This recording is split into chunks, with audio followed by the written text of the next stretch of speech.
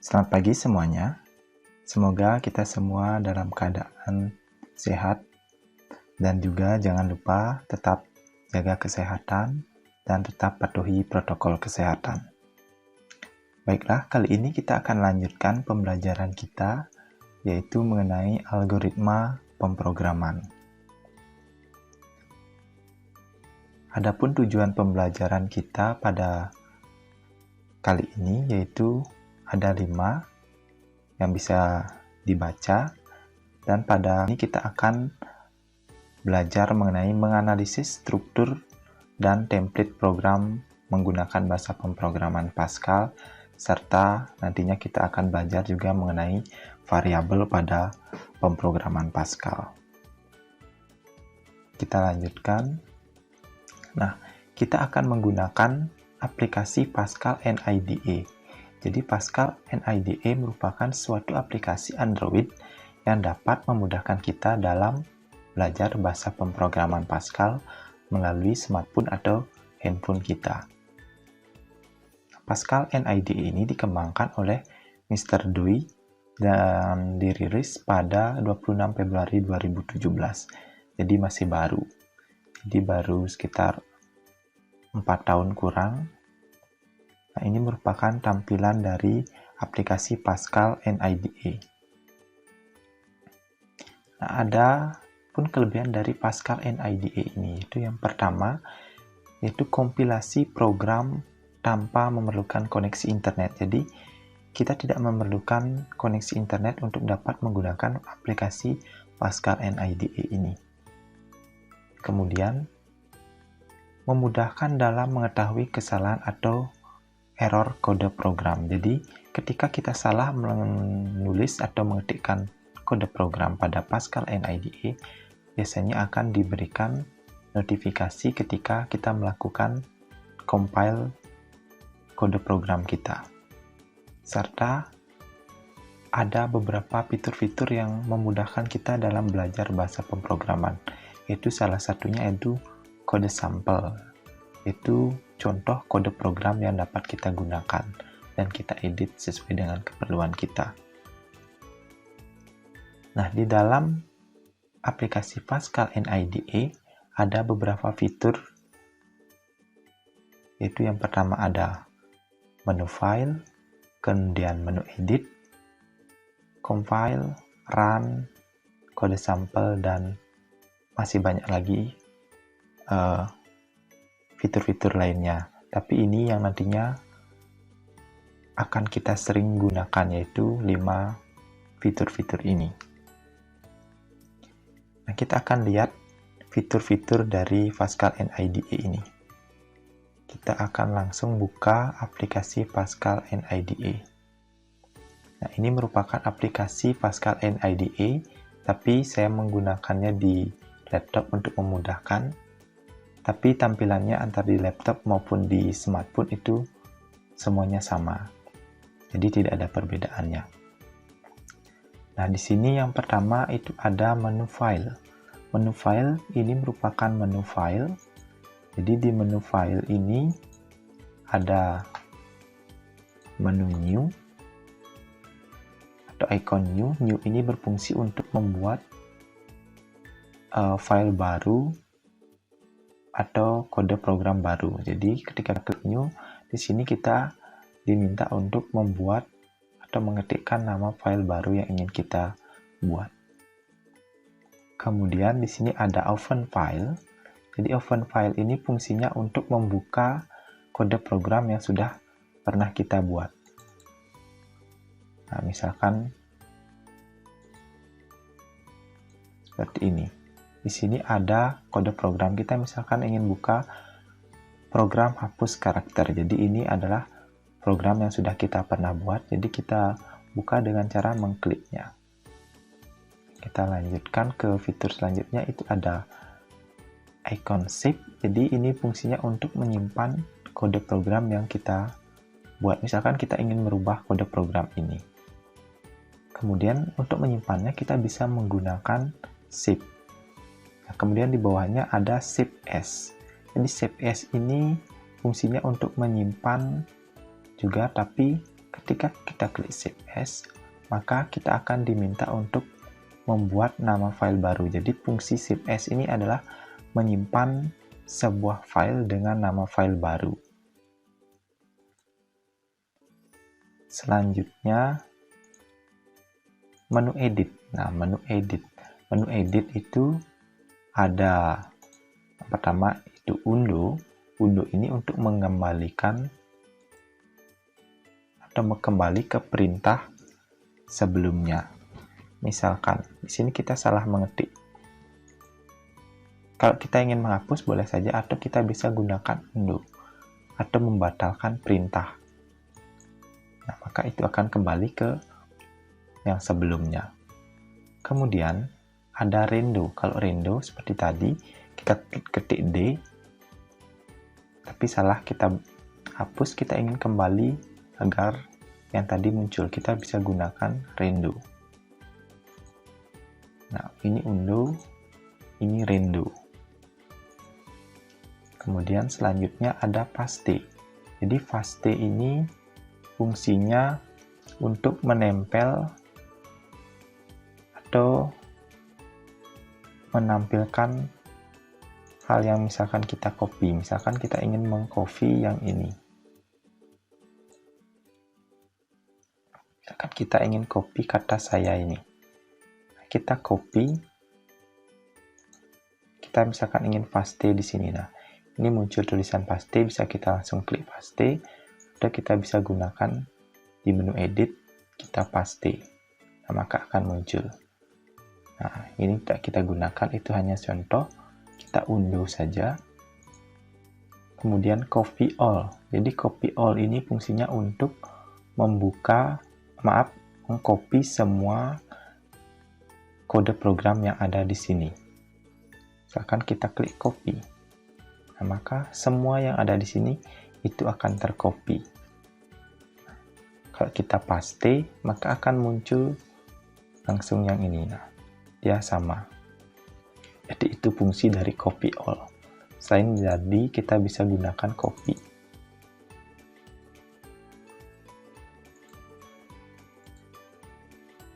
Selanjutnya itu ada compile, run, dan kode sampel. Nah, kebetulan kita di edit tadi. Nah, kode sampel itu ada di open drawer. Jadi di open drawer ini ada beberapa fitur-fitur lain atau fitur-fitur tambahan dari aplikasi Pascal NIDE yang dapat kita gunakan. Salah satunya yaitu kode sampel. Kode sampel ini berisi kode program yang sudah disediakan oleh Pascal NIDE yang bisa kita gunakan atau kita gunakan sebagai contoh yang bisa kita edit. Nah, di sini ada beberapa pilihan kode program, yaitu dari mulai basic, sistem, dan yang lainnya. Di sini juga ada Android. Nah, ini bisa kalian coba gunakan nanti di aplikasi Pascal NIDE kalian masing-masing. Kita kembali.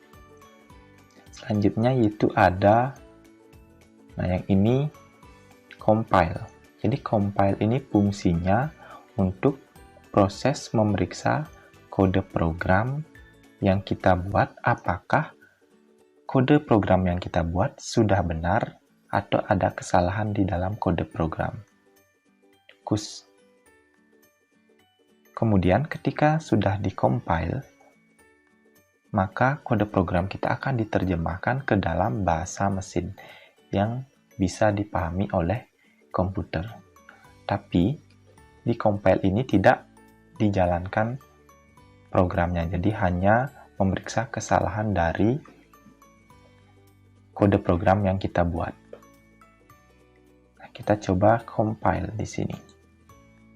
Di sini muncul notifikasi compile sukses. Sekarang kita coba hapus salah satunya. Kita hapus titik koma. Kita compile. Masih sukses dia. Jadi ketika ada kesalahan dalam kode program, ketika kita compile maka dia akan muncul error seperti ini. Nah, compile error. Nah, compile error ini dia akan menunjukkan bahwa ada kesalahan pada kode program yang kita buat. Selanjutnya ada fitur run. Nah, fitur run ini hampir sama dengan compile. Hanya saja ketika kita run, maka akan dilakukan proses compile terlebih dahulu. Setelah di-compile, maka program ini akan langsung dijalankan. Nah, kita akan coba contoh kode program yang ini. Kita run. Nah, compile sukses. Nah, akan muncul seperti ini. Jadi, kita view console. Jadi, dia akan menampilkan tulisan atau kata hello world. Jadi, ini adalah fungsinya kode program ini untuk menampilkan hello world-nya ini saja. Jadi, mohon maaf, kita run, maka dia akan langsung menampilkan hasil atau compile kemudian menjalankan kode program tersebut. Baiklah, kita kembali.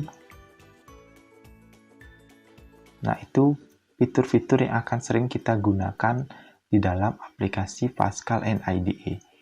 Untuk fitur-fitur yang lain yang ada di OvenDrawer ini, bisa kalian coba masing-masing atau bisa dicari fungsinya masing-masing di Google. Nanti kita akan sambil jalan gunakan fungsi-fungsi tersebut.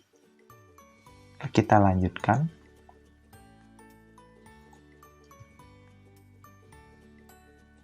Pemrograman Pascal. Nah, ini merupakan struktur bahasa pemrograman Pascal. Jadi, hampir sama dengan contoh yang tadi diberikan. Nah, kode pemrograman Pascal itu diawali dengan keyword program, jadi program.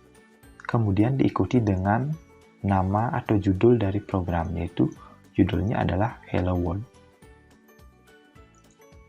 Kemudian akan dibuka dengan perintah begin dan diakhiri oleh perintah end. Jadi, begin kemudian end ini untuk mengakhiri.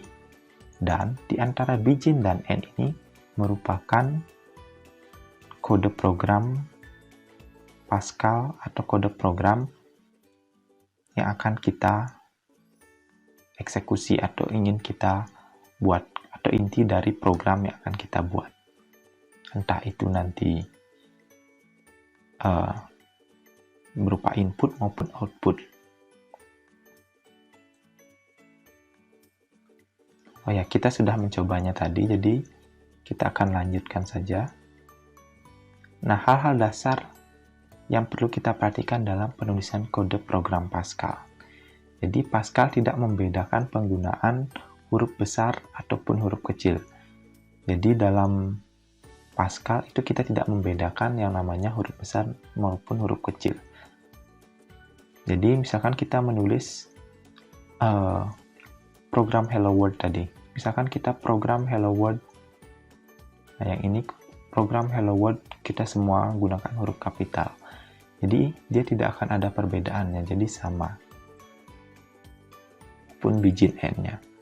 Kemudian yang kedua yaitu ada pemberian komentar pada program. Komentar ini digunakan untuk memberi keterangan atau penjelasan mengenai cara kerja program, terutama jika program yang kita tulis cukup rumit. Jadi, ketika kita menulis sebuah program yang panjang maupun algoritmanya sulit, kita perlu menambahkan yang namanya komentar atau penjelasan di dalam kode program yang kita buat untuk memudahkan kita nantinya mengetahui fungsi dari kode program yang kita buat maupun orang lain ketika membaca kode program kita.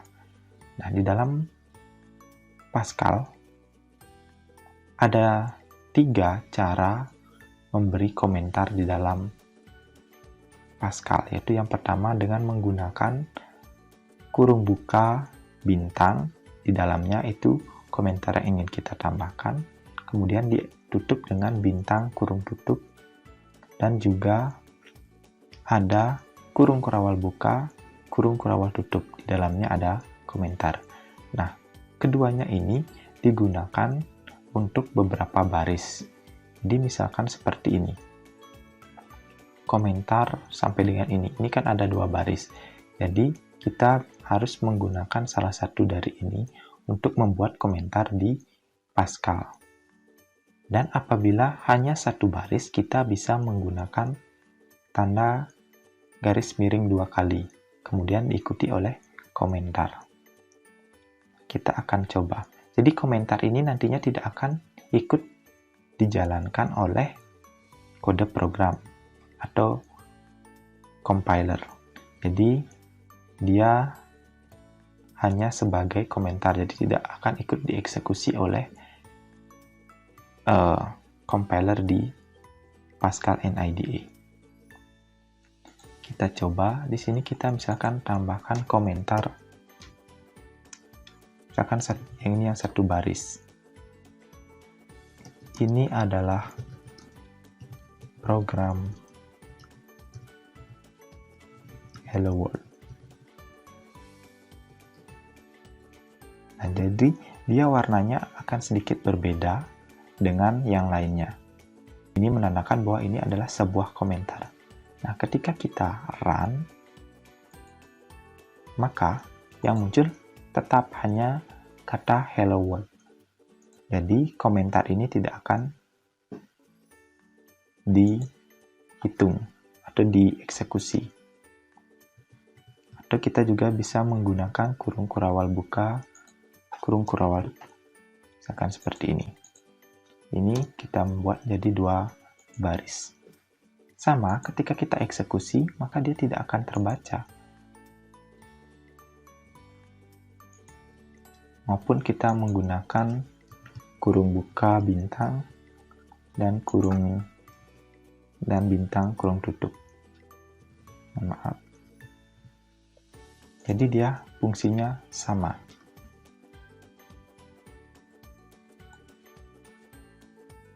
Nah, sama. Tidak ada perbedaannya. Jadi tergantung nantinya sesuai dengan kebutuhan. Kalau hanya cukup 1 baris, kita bisa menggunakan garis miring 2 kali itu.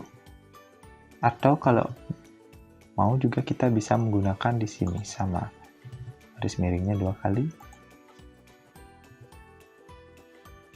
Bisa untuk 2 baris. Tapi setiap barisnya harus diisi tanda garis miring 2. Kita lanjutkan.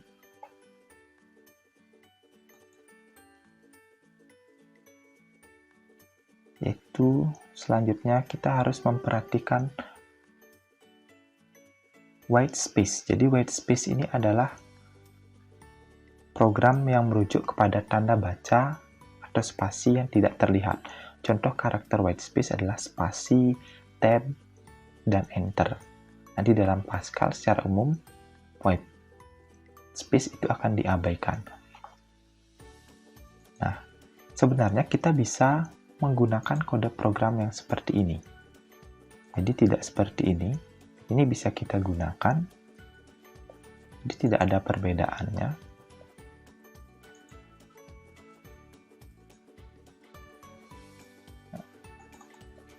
Kita bisa select all. Nah, kita gunakan yang ini. Kalau kita eksekusi atau run, maka hasilnya juga akan sama. Tidak ada perbedaannya. Karena di dalam Pascal, itu yang terlihat hanya akan dibaca, box white space itu tidak akan dibaca atau diabaikan di dalam Pascal. Jadi ketika kita mengetik seperti ini pun kita dapat menjalankan program. Tapi ketika kita mengetik seperti ini, maka kita akan mengalami kesulitan ketika kita membuat kode program yang sangat banyak atau panjang. Karena akan sulit dibaca, berbeda dengan kita menggunakan white space. Maka kita akan mudah mengetahui atau membaca kode program kita. Misalkan seperti ini bahwa, oh ini adalah kode program untuk menampilkan kata hello world. Nah, kalau ini kan agak panjang, jadi memang hanya bisa kita gunakan satu baris, tapi nanti akan dia panjang ke samping dan akan menyulitkan kita untuk membaca kode programnya nanti. Selanjutnya itu ada statement. Statement ini adalah sebuah baris perintah yang bisa melakukan sebuah tindakan, apakah itu menampilkan teks di layar, meminta input, perulangan, cabang pemrograman atau logika if, dan lain-lainnya. Nah, sebuah statement di dalam Pascal harus diakhiri dengan tanda titik koma, kecuali untuk beberapa kondisi khusus. Nah, contohnya adalah ketika kita menggunakan statement write learn hello world. Jadi itu harus diakhiri dengan tanda titik koma. Apabila kita lupa mengisi tanda titik koma, maka ketika kita run, maka kode program kita akan memunculkan error, yaitu biasanya fatal error, syntax error. Seperti ini. Titik koma expected. Jadi bahwa kode program kita kurang tanda titik koma. Misalkan kita langsung contohkan saja. Kita undo. Misalkan kita hapus titik komanya yang di sini, kita run. Nah, maka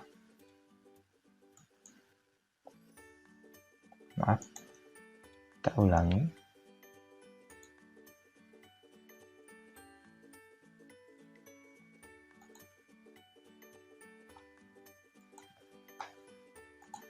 Sebentar.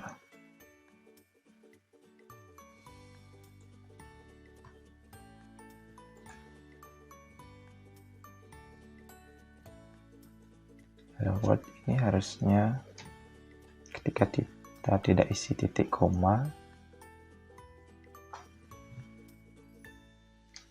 misalkan ini kita tidak isi titik koma, maka dia akan menampilkan error. Nah, compile error. Nah, jadi sama seperti tadi. Dia akan mengatakan bahwa kita tidak mengisi titik koma.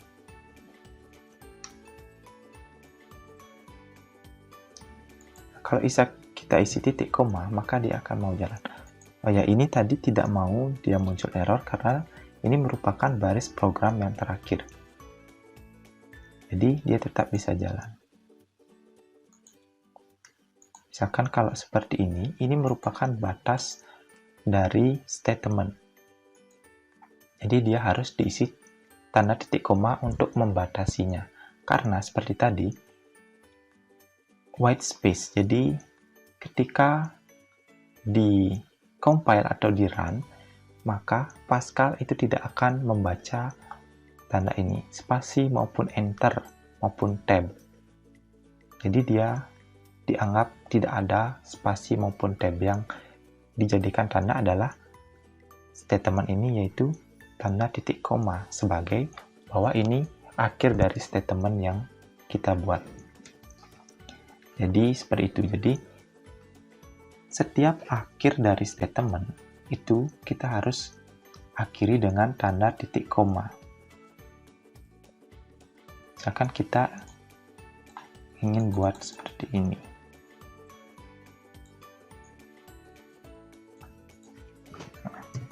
Kita buat write learn saya belajar Pascal.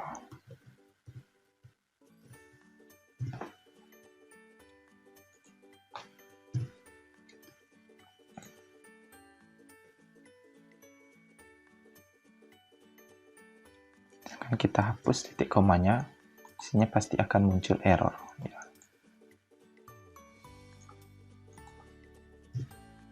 Sekarang kita run. Maka maka dia akan muncul. Jadi seperti itu. Jadi setiap akhir dari statement kita harus akhiri dengan tanda titik koma.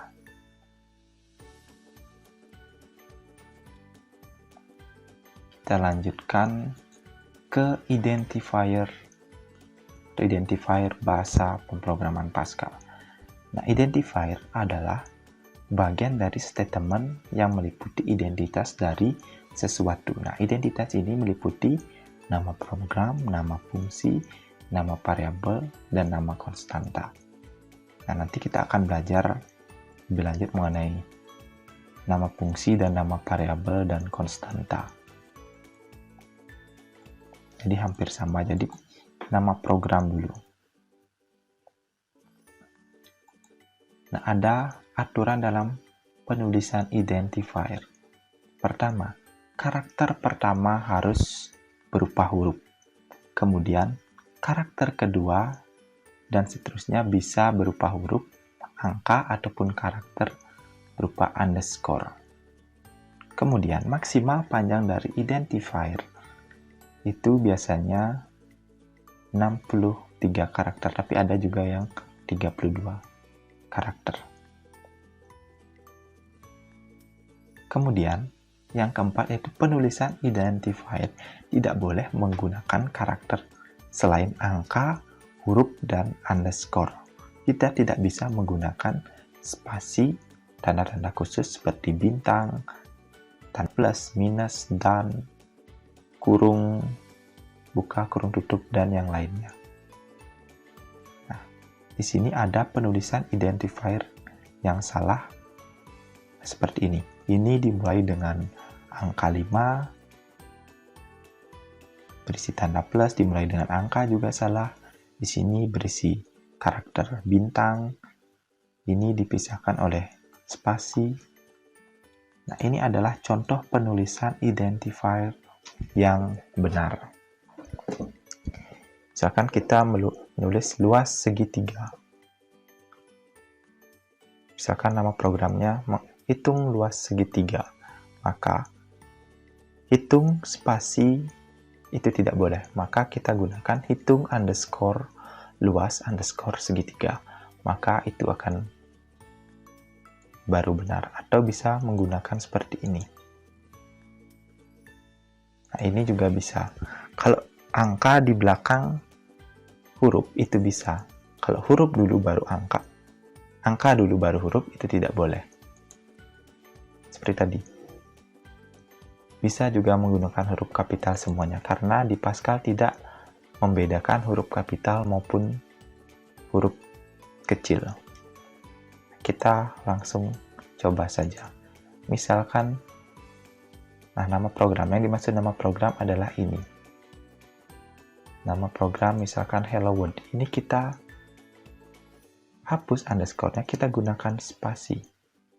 Nanti akan secara tidak langsung ini akan muncul warna ungu ini.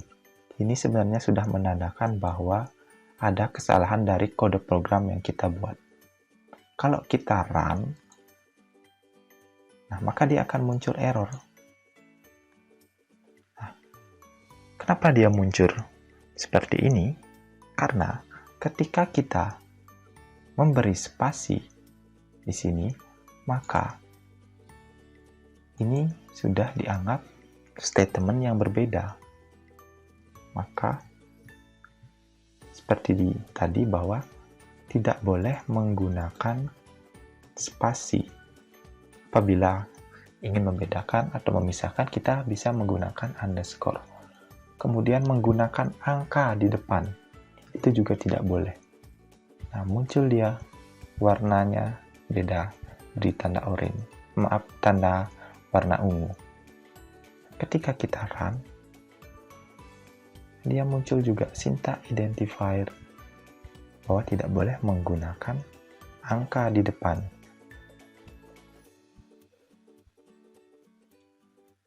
Maupun menggunakan karakter. Apalagi karakter di depan juga tidak boleh. Misalkan kita gunakan tanda pagar.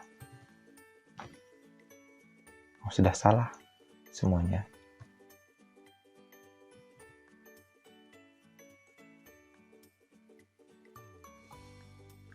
di belakang kita isi tanda pagar. Sama. Dia akan muncul errornya. Oh, tidak boleh menggunakan tanda pagar. Jadi seperti itu mengenai aturan penulisan identifier dalam bahasa Pascal.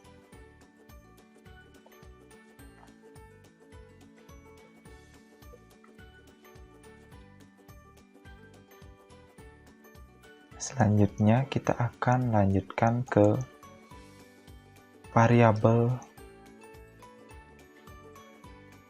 dalam bahasa Pascal.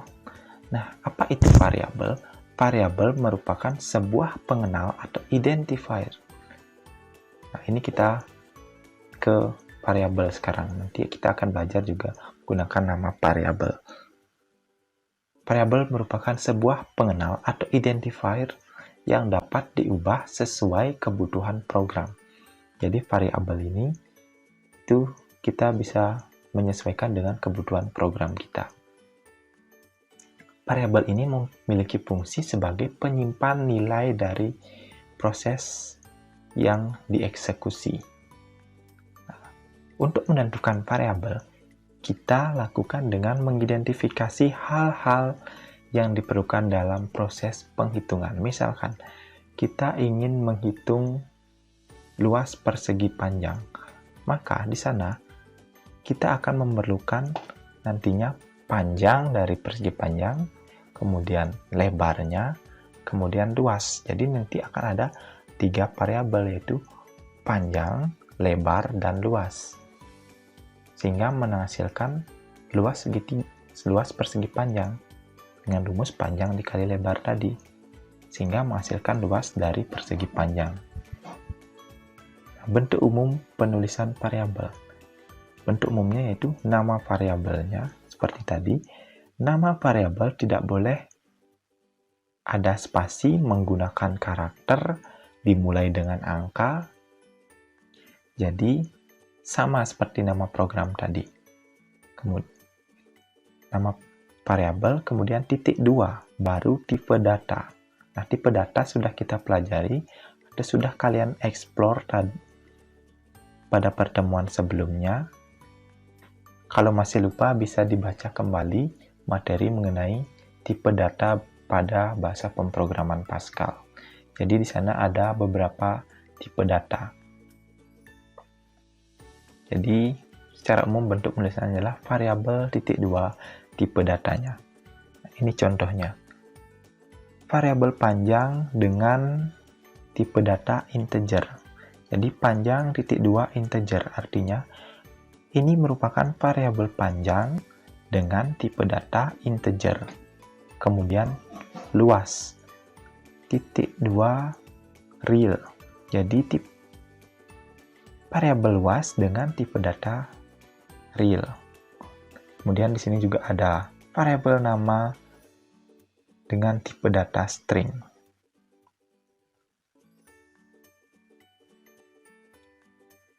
Itu mengenai variabel.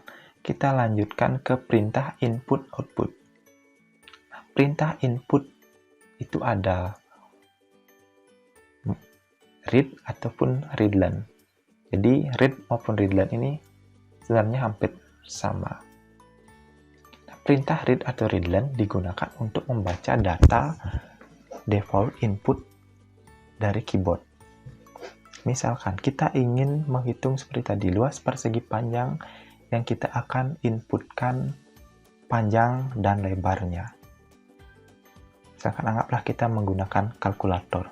Bila kita ingin menghitung luas persegi panjang, maka kita akan mengalihkan panjang dikali lebarnya. Misalkan 5 dikali dengan 3. Nah, itu nanti untuk menginputkan itu kita menggunakan perintah read ataupun readline di dalam kode program kita untuk membaca input berupa angka maupun karakter nantinya. Nah, sintaknya adalah readline kurung buka variabelnya. Misalkan readline panjang, readline kurung buka panjang kurung tutup titik koma. Ingat, titik koma selalu untuk mengakhiri sebuah statement. Selanjutnya ada perintah output. Perintah output itu adalah perintah yang digunakan untuk menyajikan atau menampilkan data ke layar, baik data default maupun data dari hasil input. Itu kita bisa menggunakan write ataupun write-len. Write dan write-len. Kalau write, kita misalkan hello world tadi. Kalau kita menggunakan write aja tanpa ln-nya, write-len, itu ketika ditampilkan, kursornya tidak akan ke bawah. Kalau kita menggunakan write-len, itu kursornya akan ke bawah. Nanti kita akan coba. Sama juga dengan read dan read-len. Nah, sintak umumnya adalah write-len kurung buka karakter stringnya di sini, karakternya. Untuk menampilkannya, misalkan kita ingin menampilkan seperti tadi, hello world. Write-len kurung buka tanda petik hello world, tanda petik tutup, kurung tutup. Nah, kalau kita misalkan ingin menampilkan variabel juga, hasil dari input variabel. Nah, ini karakternya misalkan panjang. Write-len panjang adalah, ini ingat tanda petik, untuk memisahkannya kita gunakan koma, baru kita ketik variabelnya. Baru kurung tutup di koma. Nanti kita akan coba langsung.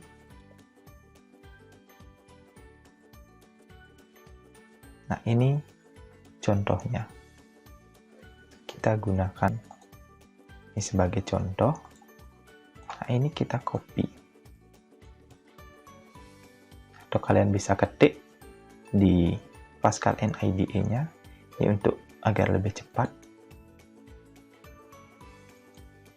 Nah, di sini kita akan buat file baru. Kita pilih new. Kemudian kita buat namanya misalkan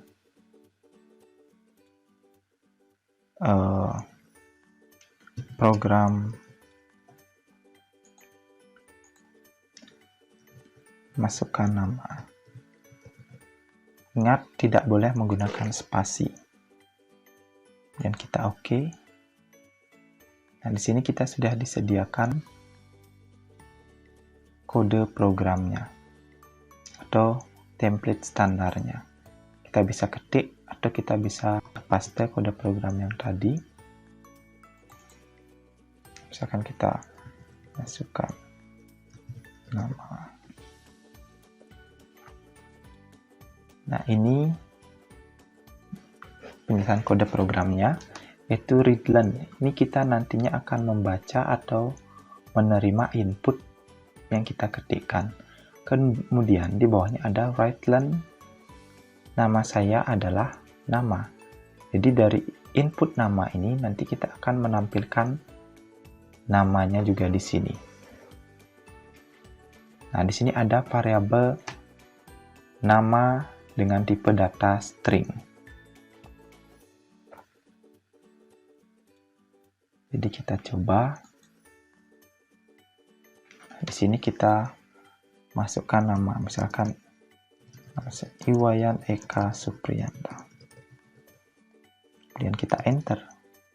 Nah, maka dia akan muncul, setelah kita menginputkan nama, dia akan muncul nama saya adalah Iwayan Eka Supriyanta.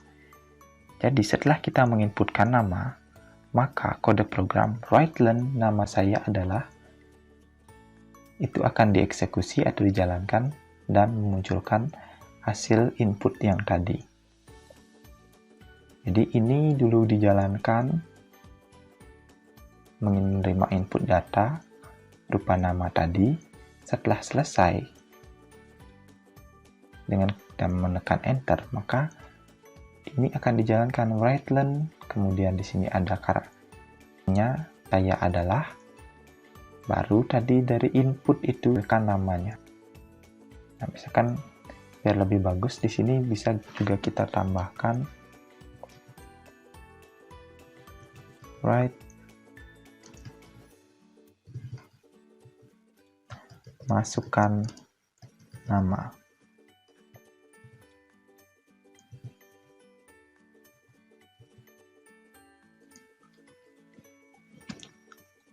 Kita run, masukkan nama. Sini kita seperti ini. Masukkan nama. Misalkan Eka. Kita enter. Nah, dia akan muncul seperti ini. Nah, jadi ini adalah salah contoh sederhana penggunaan variabel dan input-output pada bahasa pemrograman Pascal. Baik, jadi sekian dulu materi kita hari ini mengenai penggunaan bahasa pemrograman Pascal pada aplikasi Pascal NIDE. Jadi, silakan dicoba di rumah menggunakan perintah-perintah tadi, read, write, dan juga penggunaan variabel pada bahasa pemrograman Pascal. Misalkan kalian bisa menginputkan misalkan nama, kemudian alamat, umur, dan yang lainnya. Silakan dicoba di rumah. Kemudian minggu depan kita akan lanjutkan, pada pertemuan selanjutnya kita akan belajar mengenai konstanta dan ekspresi pada bahasa pemrograman Pascal. Jadi silakan bisa dipelajari juga materi mengenai konstanta dan juga ekspresi pada bahasa pemrograman Pascal. Jadi sekian pertemuan kita kali ini. Semoga bermanfaat dan sampai jumpa pada pertemuan selanjutnya. Jangan lupa tetap jaga kesehatan dan tetap patuhi protokol kesehatan.